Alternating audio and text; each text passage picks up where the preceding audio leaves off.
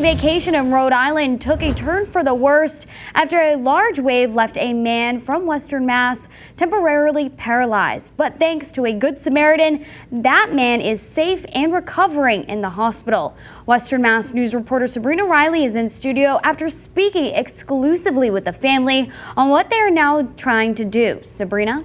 Sarah, that family is now desperately trying to find that Good Samaritan who they credit for saving their father's life. He would have drowned. There's not another question about it. He says the same thing. He was drowning. Gary Parmentier was enjoying the day at Misquamicut Beach in Westerly, Rhode Island on Friday when a large wave pulled him under, breaking his neck and leaving him temporarily paralyzed.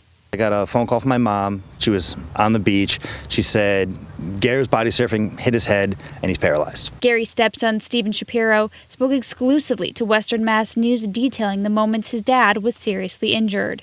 He was body surfing, one of his favorite hobbies, and just caught a bad wave and hit his head and blacked out. When he woke up, he was getting tumbled in the wave and he couldn't swim.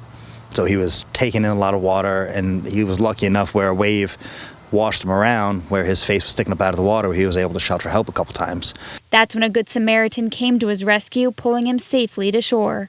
Gary is still recovering in a Rhode Island hospital, but according to his family, his doctors are hopeful for a full recovery, allowing him to return home to South Hadley. Last time I spoke with him, he was actually sitting upright in a chair, going from being a quadriplegic to sitting upright in a chair and having breakfast was really huge for him. As a firefighter and paramedic, Stephen knows firsthand the sacrifice it takes to save a life. I was actually reunited with a patient of mine recently who had a pretty severe injury, and it was really unique because that's not something we normally get to do, and that's why it's, means so. I didn't understand how much it meant to the family until now I am the family. That's why they are desperately trying to find their father's rescuer.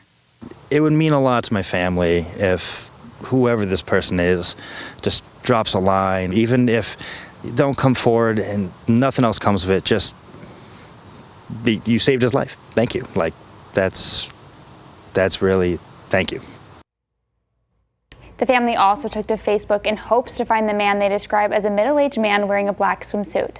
In less than 24 hours, they already have nearly 9,000 shares, something they say is giving them hope they will soon be able to thank their father's rescuer in person. In studio, Sabrina Riley, Western Mass News.